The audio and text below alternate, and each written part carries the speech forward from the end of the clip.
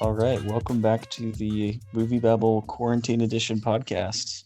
This week you've got myself and Brennan, and we're breaking down just what's going on in streaming at the moment. So as you know, the box office is pretty much dead at this point in time. All the major theater chains have closed, and even a lot of the small, but what few mom and pop ones are left, theaters are closing for the meantime. So there's not really anything going on in the box office. It's actually pretty cleared out, so we don't have any. March is almost over. We don't have any April releases. We don't have any May releases, and some of the bigger June releases have already started pushing those dates back. So I think we're going to see June kind of fall by the wayside completely here in the next week or two as well. Yeah, it's definitely a weird thing. We haven't had a full kind of box office update since last weekend. Well, we didn't have one last weekend, but even last weekend when we came on for the show, the most recent update was Thursday, March 19th, and we haven't had anything since then. So that's 10 days now without really an update. Now, there was a brief little blip last weekend, the 20th to 22nd, but the numbers didn't come out till Wednesday, following the weekend, of two films and how they did. One called Lost in America, it made $78, and one called Phoenix, Oregon, and it made 3.8K in limited release. So that's pretty much all we have. But it's definitely a weird time, and it would be cool to see the numbers. I actually really wish that we could see these numbers, but I think that the fact is we're just kind of seeing mass theater closures, and there's nothing really to report. So I guess no one's really feeling the need to send the numbers to Box Office Mojo, if there even are any. Yeah, I mean, China is making another big push and shutting their theaters down again. And I mean, obviously in the US, that's been kind of the big thing going on, is just all of these finally state and government mandated quarantines along with all the theater closings. And we've seen a lot of the movies that came out, the first 2 weeks of March before everything just kind of plunged into chaos, and the last week of February that have moved on to streaming. So Onward is probably the biggest example of that. That'll drop on Disney Plus, I believe, next Friday.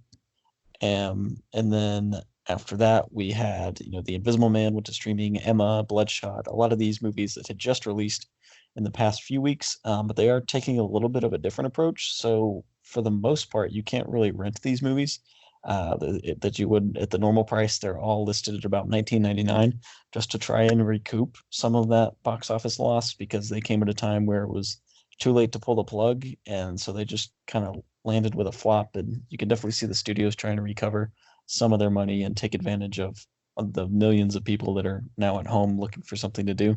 I think it'd be really neat to look at the on-demand and online rental numbers. It's kind of hard to access broad statistics for actual dollar revenue that studios are making from online rentals and on-demand. But I think it'd be really neat to look at those numbers and see if there is a huge surge. I'm sure that this putting a lot of these movies at $19.99 probably results in definitely some sort of surge. I know that my family, we've rented one so far. We watched The Invisible Man so far during this kind of period of 1999 rentals from some of the newer releases. But I'd like to see just how much money these studios are actually going to bring back from these upped costs in terms of on demand. But it's just hard to access those numbers.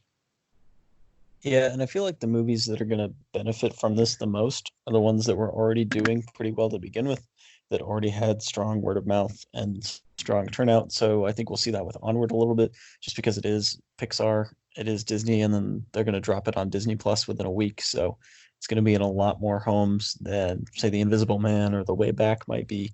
But even with like The Invisible Man and with Sonic the Hedgehog that were already performing pretty strong, I think that's going to carry well into this weird home video format that they are in now during their theatrical release.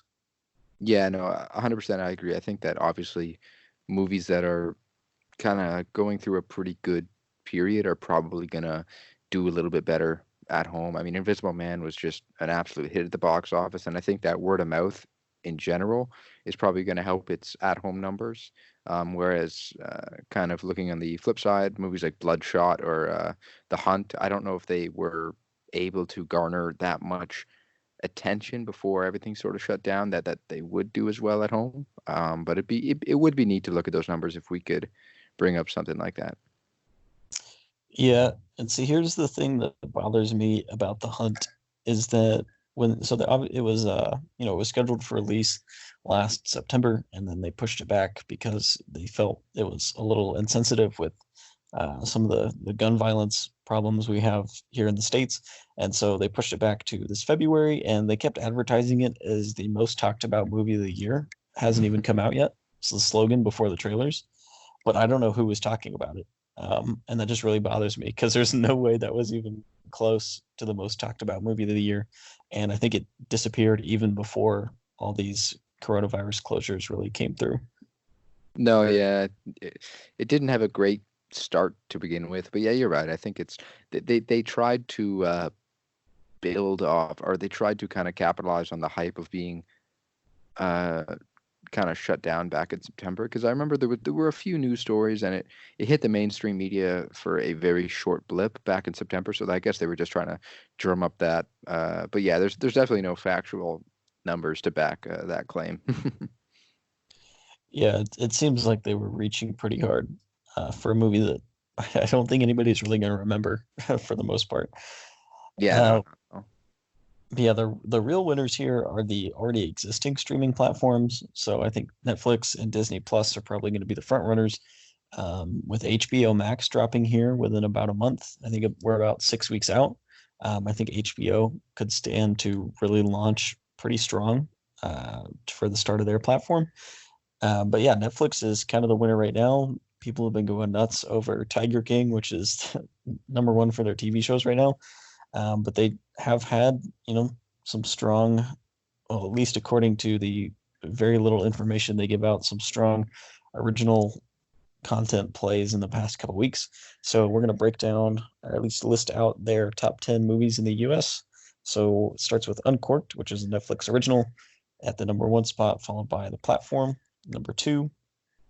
3 is Mel Gibson's Bloodfather, followed by Badland in number 4. Number 5 is Spencer Confidential, which was one of their bigger original releases a few weeks ago, followed by The Occupant at number 6. Angry Birds Movie 2, weirdly still going pretty strong at number 7. 2012 still hanging in there at number 8. Miracle in Cell number 7 at number 9, and no surprise, Outbreak in at number 10. So according to their numbers, which they don't release, Netflix originals are still going pretty strong. I don't really understand the appeal with Angry Birds 2 specifically, because it's not exactly a brand new movie. And then 2012 and Outbreak are kind of no surprise, still in that coronavirus pandemic sphere of movies. So I think they're going to win big there.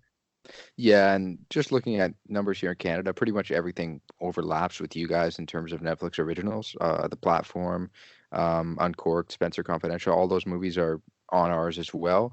Contagion still going strong here. But I think probably the thing with Angry Birds 2 is that while it's not a new film per se, it was probably somewhat newer to Netflix, and they've just kind of been pushing it as a new release, and it's kind of just something to throw on, I guess, for younger viewers. But I do still maintain the hypothesis that it makes sense, seeing all those Netflix originals kind of trending in the top 10, just considering that's what they heavily promote. I know that Nick was questioning a little bit last week the accuracy of this top 10, but I think that that's probably the case. Netflix movies really just getting pushed to the front of the platform. Yeah, and I mean, I'm sure this is kind of a good situation for them, just because so many people are trapped at home. And we've seen this with all the social media craze over Tiger King. I don't think it's quite Stranger Things levels, but I haven't really seen social media hype around something they've put out since, Stranger Things dropped. Was that 4 years ago now? Right.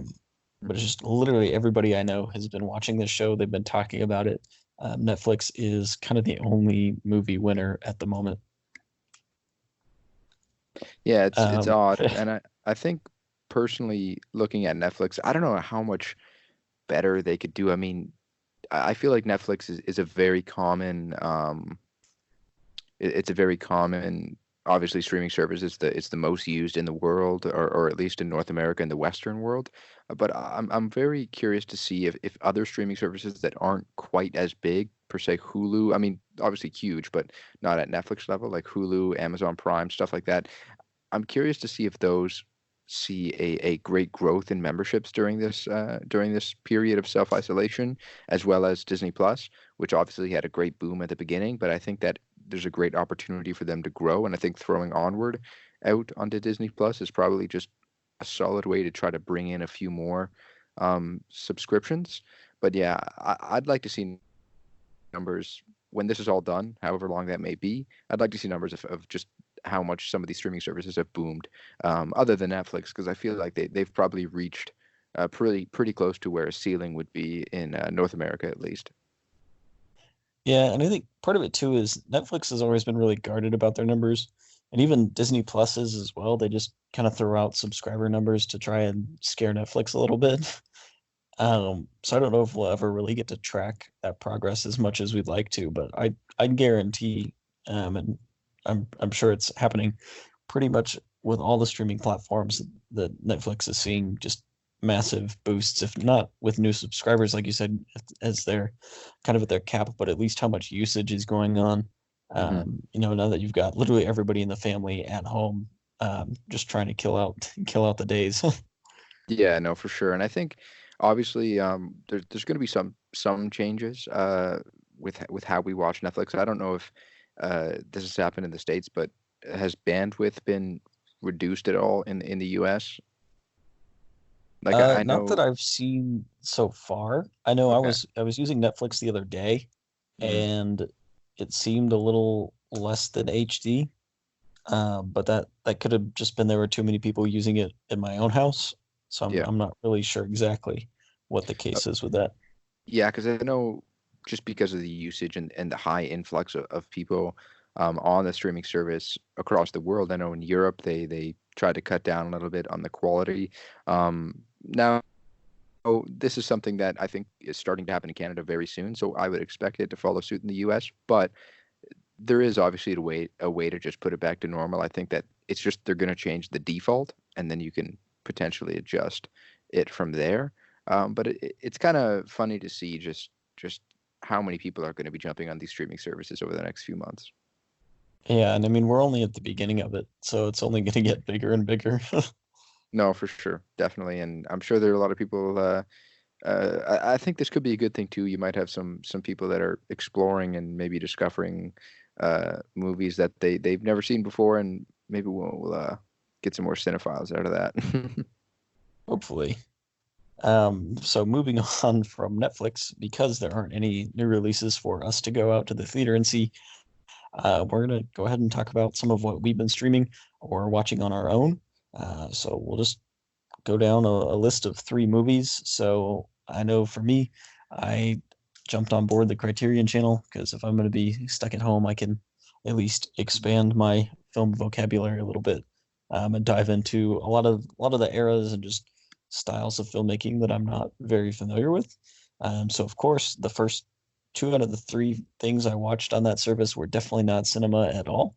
But I started off yesterday morning with Jason and the Argonauts, which is kind of known for Ray Harryhausen's stop motion, and just the big monster battles, and the scene where they fight skeletons at the end of the movie is pretty iconic. If people don't know the movie, they at least have kind of seen that scene or clips from that scene somewhere. And I enjoyed it. I think the story doesn't really work. Like they set up kind of the classic Greek myth of Jason going after the Golden Fleece, and he's I forget exactly what the king's name is because it's Greek and it's hard to pronounce. Um, but they never really come back to that. So they set up this big conflict, and then the movie just kind of ends open ended. And there's just some weird story stuff that I'm like, why are we wasting time with this? These characters don't really matter. But the effects for the day are just breathtaking considering, they didn't have computers and everything is done pretty much with stop motion and paint. I was just completely blown away and I was like, yeah, this was worth buying into the Criterion Channel. Yeah, no, for sure. That's you're gonna have a good time with that. But I've been jumping on kind of the Contagion bandwagon. So that was the first thing I watched after we recorded last week. I guess that kind of helped add to the its stronghold on the Canadian Netflix top 10. But I watched Contagion. My first time watching it, actually, it's always been a movie that I kind of wanted to get around to seeing, but I just never did. I really enjoyed it. I think that there definitely could have been more there. It's a very quick movie. It's Steven Soderbergh, right? So it's kind of the tempo that you usually expect from his films. That's there. It's about an hour and 45 minutes. You have a really good cast, and it does follow like a bunch of different intertwining stories at once, which is pretty fun, especially for kind of a pandemic type film.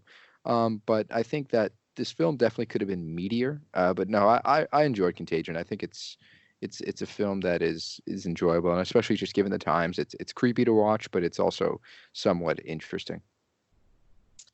Yeah, it's we watched it for I think it was my biology class in high school.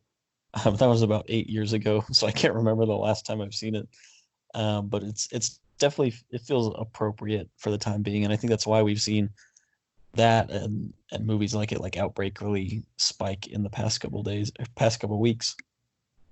Yeah, no, for sure, and I'm sure in years to come following this, we'll see Hollywood maybe take chances again on outbreak films. Yeah, the genre could be coming back. We had just kind of a mild resurge with the Planet of the Apes movies, earlier last decade, and maybe we're really onto something. Yeah, I mean, Maybe this will be the next MCU. Will be the disease cinematic universe. oh yeah. Um, so I went from Jason and the Argonauts and watched 1958's The Blob after that, which was just so much fun.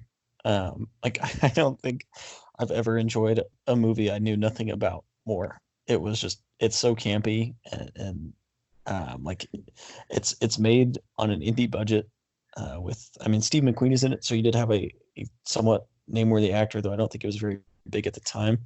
So everything is just like over the top and really cheesy, and there's just Jello eating the whole town.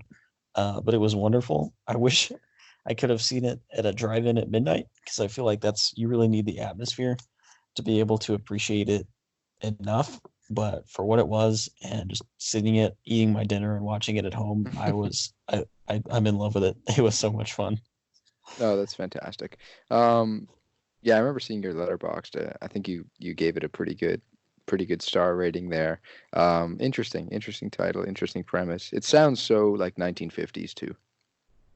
It is. It's just like watching it, I see a lot of ways it's influenced other movies or TV shows that I've seen growing up. So there was like one of my favorite 80s movies is Creepshow, which basically every horror guy in the 80s had some hand in it. Like Stephen King actually stars in one of the shorts. George A. Romero was involved to some degree, and it's a very it's a very odd assortment of just these little almost like 50s-ish era ideas, and you can see like the influence of the Blob and the Stephen King short, where he basically touches this like moss meteor and then it swallows the whole town. Or like in Stranger Things season 3, you can see some clear homages to the Blob, and even in Carpenter's The Thing in the 80s, you see a lot of similarities there, and it's kind of cool to accidentally stumble into the inspiration for all those things. No, for sure. Um, Something I watched. I don't have that many low key picks this week. But I watched Scott Pilgrim versus the World. My first time seeing it. Have you seen it? Yeah, I've seen it once. Okay. Yeah, so this is my first time. I actually like dug it. It was a fun time, and it's an absolute trip. It's about an hour and 50 minutes, and you kind of feel the fast-paced kind of uh tempo of this film. You kind of feel it near the end, but no, it was great. It was kind of back in that prime of Michael Cera. He had uh so many good films back then. I don't know. I feel kind of bad for the guy because he grew up, but he never really grew up in his looks. He I don't, it, like I don't know if you're a fan of Arrested Development at all. I've actually never seen it.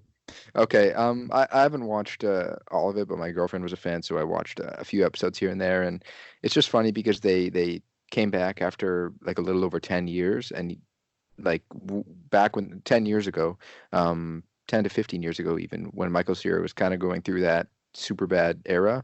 Then they returned a couple years ago with later seasons, and it's just seeing him like he looks the same, but not like it's just weird. It's odd. And I don't know that I think that's probably why we haven't seen him in pretty much anything this last decade. But no, that was a great film and a really fun time for sure, and one that I definitely recommend if you've never seen it. Yeah, and I think Scott Pilgrim, part of what's cool about that movie is just how many of those actors it kind of caught right before they all took off. So that was like, I think that was a year or two before. I think that was the year before Captain America with Chris Evans. Right. Anna Kendrick took off with Pitch Perfect right after that. Mary Elizabeth Winstead. Kieran Culkin now has found a lot of success with HBO, and Brie Larson is, Captain Marvel. This was just a few years before Room, and Aubrey Plaza, and just all these people that are massive stars right now that somehow we're all together in just this bizarre, fun movie. Yeah, no, for sure. It's neat. It's kind of one of those movies that you see it every so often. These kind of ensemble-ish films back in the day where everyone's kind of having a good time, but then years later you look at that cast and they just boomed. But Michael Cera, that's kind of where he peaked. So He'll come back someday. maybe. Um, but yeah, and I think it's one of the bigger cult movies of the past decade, and obviously it's a little early to classify a lot of the years as having a cult movie, but Scott Pilgrim really seems to be one of those that it didn't do too well at the box office, but it's really come back, and I think part of that just has to do with where the cast is at now, that they're much larger and people want to go back and explore kind of what they were involved in. And I think the other part of it is just Edgar Wright. He makes movies that people like. Like he doesn't really have movies that, even if they're not the biggest financial successes, they're normally pretty much always beloved to some degree. Right. And I think that charm just has carried Scott Pilgrim to the point, where we're 10 years out and we're still talking about it. Yeah, and I'm sure that with the success of a lot of Edgar Wright's movies, there's definitely a lot of people that go back and visit his filmography and check out Scott Pilgrim. Yeah, and I mean it's been a Netflix staple for a while too, and I have to imagine that helps just because it's something that, yeah, Netflix doesn't technically own, but it's been on the service, so it's kind of a reliable go-to for people that have the service, and even for Netflix to kind of pimp out and say, hey, yeah, we have this. Yeah, no, definitely. And I feel like there are a lot of Netflix movies like that just kind of are movies on Netflix, I should say, that kind of just hang around for a long time, and they're always really reliable just for people to just pop on and just have a good time with. hmm And then my third pick for the week is another Criterion movie that I watched yesterday, and this was probably the only uppercase C cinema that I watched, but it just completely blew me away. So one of the reasons why I bought into Criterion was so I could be more familiar with Kurosawa, because he's inspired just so much of American pop culture. Really, like he kind of set the tone for the aesthetic for Star Wars, and even a lot of the plot points George Lucas is very open about. Yeah, like Kurosawa is where these ideas came from, and even like the our idea of what a western looks like comes from his movies, comes from Seven Samurai and Yojimbo. And so yesterday I started off my Kurosawa deep dive with Rashomon, which I didn't really know what to expect from that one. As one I knew was one of his more popular and one of his better acclaimed movies. So I knew I wanted to check it out, but I went in pretty blind. I was expecting a Western movie, but with samurais, and I was way off, and I loved it. So instead, it's about an hour and a half, and it's just this trial of these three guys that are giving different interpretations of this murder, and just each telling their own version of the story. So it's almost got kind of a whodunit nature to that, but it tackles some pretty deep topics for the 50s that I really wasn't expecting. So part of the movie centers around a rape that happens and people giving different takes on what actually happened. and just the way that these other characters treat each other coming out of that and interact with each other. And I was just completely blown away by that hour and a half. Yeah, that's a film I watched last year or a year and a half ago for the first time. Really interesting movie, eh? Yeah, it was, I did not know what to expect. Yeah, and it's the only Kurosawa movie I've seen up until this point. So I'd love to dive into a little bit more um, soon. But yeah, that's a film that it's definitely engaging too, and it's more entertaining than I expected it would be just going into it. Yeah, and I really like just the way it's framed. So you have almost two frameworks, because the majority of the movie is told through flashbacks. And so it kind of sets up with these three guys that are in the ruins of Rashomon, which is, I think it was like a gateway city from what I understand. And they're just recounting this tale of when they went to the trial, which at the trial they're giving their testimony and recounting what happened 3 days before that. And just the way he kind of lays all those flashbacks on top of each other was just really brilliantly done, and allowed the story to move forward without ever actually moving forward in time, really. For sure, yeah. That really that kind of technique that he brought to it, fantastic for that aspect of the film. The last thing I want to just kind of promote here, just because I haven't, it's not something I watched in the last week, but after seeing Emma right before all the theaters shut down, I would really recommend checking it out on the streaming or on demand, just because it is a fantastic movie with just great set design, great costumes, gorgeous costumes for sure. And if anyone's a fan even of Clueless from the 90s, I think it's a great watch to kind of compare it to and kind of parallel it to, as Clueless was actually adapted or based off of the Jane Austen's Emma as well. But no, that's a movie that I hope it doesn't get lost with this whole kind of shuffle of things, because it kind of came out wide around the same time of The Hunt and other films like that, and Bloodshot right before everything kind of went down. So I do hope that it's a film that's still able to be seen by a large audience, because I was really hoping when it went wide we'd see it do quite well, but sucks that this all happened for it. But I do hope that's a movie that people check out. Anya Taylor-Joy, she's great in it, and just had to put her name in there because she's definitely a star, a rising star for sure. Yeah, that was one that I wanted to catch, and just with the way my university shut down and then the way all the theaters went down, it just kind of felt, I thought I had a narrow window to go see it, and that window just kind of disappeared. So I do look forward to checking that one out at some point. Yeah, I mean that's the thing, right? The window, the film for me actually, it took me a little while, but Onward, I haven't seen it yet, but it was a week after the weekend following its release. That's when I planned to go see it, and then just everything like that just shut down. So I'm happy that Onward's going to land on Disney Plus, because I was kind of upset that I missed it.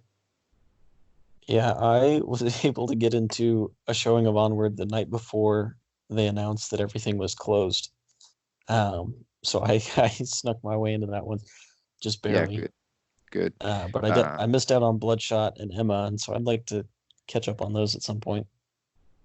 Yeah, definitely. And I was really actually surprised, not super surprised, but I kind of expected Onward to potentially get like a re-release back when everything returns to normalcy. But Hmm. it's kind of nice that they threw it out on Disney Plus. It's kind of a little bit of a different turn of events. I wouldn't really expect them to do that. But I think that kind of transitioned us into another topic we should definitely touch on, is that there are some talks of Black Widow maybe going to streaming, going to Disney Plus. What's your take on that? And do you think that that's just wrong, or what?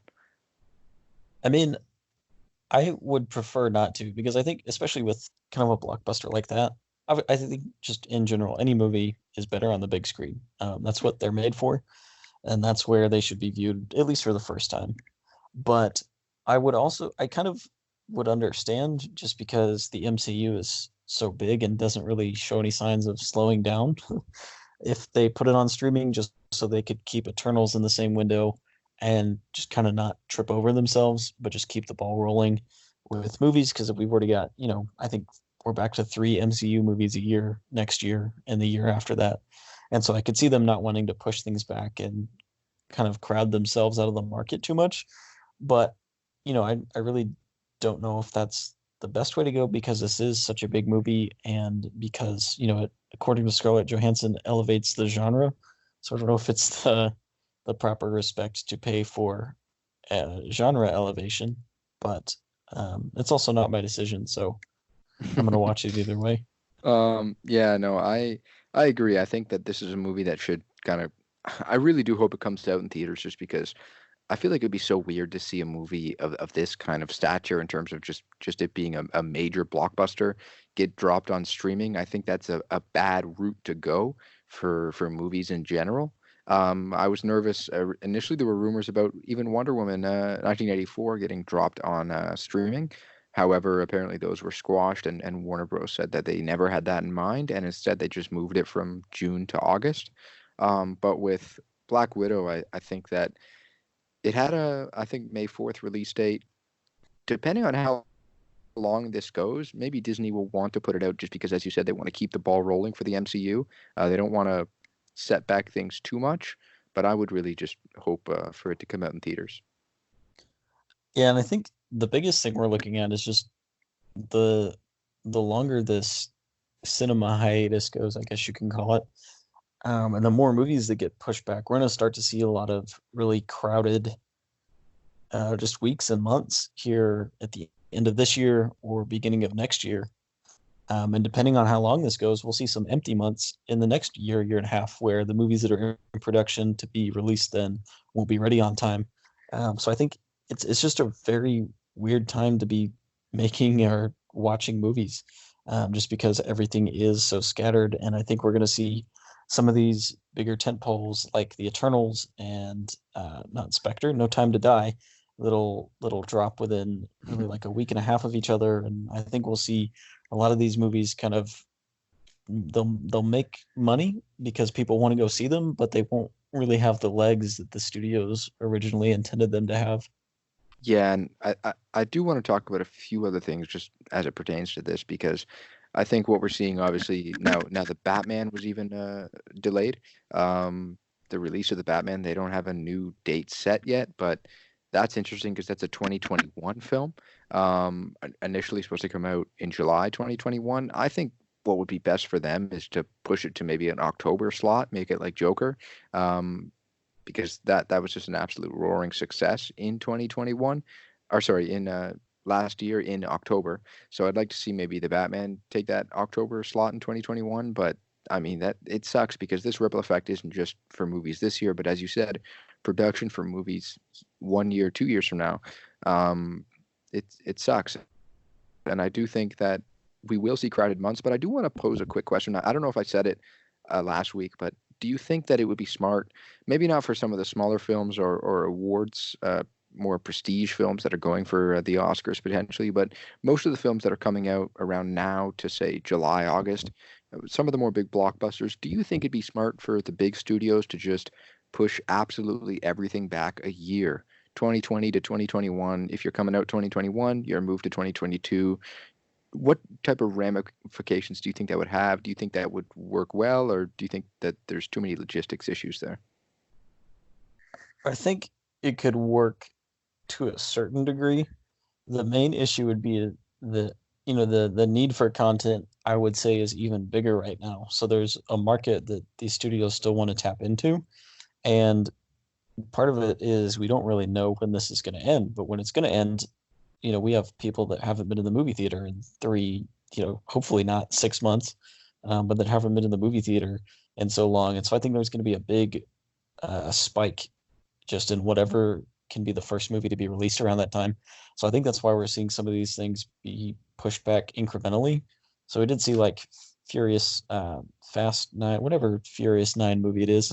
What is it? Fate? What's the pun in this one? I don't remember. There's too many of them. And watching them for the first time last year, they melted my brain. But I think we saw Universal move that back a full year. I don't think we've really seen anything that aggressive from anybody else. Bond was kind of the first one to go that pushed back a little bit over 6 months. But I think with like Wonder Woman and with Black Widow being indefinite, that these companies and these studios are just trying to see when is the end date so we can be the first out of the gate and we can get all of that extra return to the movies business in. Yeah, definitely. I'm kind of nervous for Tenet. It's got the late July release. I think it's only a matter of time before that, and even Soul, before that, and the Pixar film Soul, before those films potentially get moved as well, because we don't want to, like, I don't, I don't want to get into the actual pandemic too much as it pertains to just it in general. But we really don't know how long this is going to last. Yeah, and I mean, New Mutants has already been pulled back for the fourth time. If Free Guy gets delayed, I might actually be upset. um, but yeah, it's just kind When's of that set for? Free Guy. that is July 3rd. Okay. Yeah, And then it's tough. I think that we're probably looking at even July getting bumped, I think, at this point. But we are really far out, so things could change. And I checked out the Fast and Furious 9. I think it's just called Fast and Furious 9 or F9. that's right. It's F9 The Fast Saga, if the titles weren't confusing enough. But yeah, I think it's just kind of everybody's scrambling with new information and trying to figure out what the best play is. And we don't really know. And I don't think they really know either. So it's just kind of, with No Time to Die really started this wave where everybody was like, okay, maybe we need to start considering this as an option. And we quickly saw all of the April releases except for Trolls, which was like, no, we're still coming out just on demand, pull themselves back. And we saw May do the same thing. I believe the SpongeBob movie actually has the same release date still. I don't think they've officially pushed that back yet, but I won't be surprised if it does. And we've seen June has really started to heavily pull back with Wonder Woman. I think we'll probably see some of the smaller releases like Candyman, and like you said, Soul, and honestly, probably even Top Gun start to pull back in the next couple weeks. And then if they go, July is going to be what's next. Yeah, no, I agree, and it'll be a scary thing to look at, but we'll be here covering it. That is correct. So we'll be back next week, just talking about more what's going on, talking about movies we're watching. For me, it'll probably all be Kurosawa movies, as I will try to dive deeper into him this week. But other than that, remember, you can always check us out online at MovieBabbleReviews.com, and we'll be back here next week.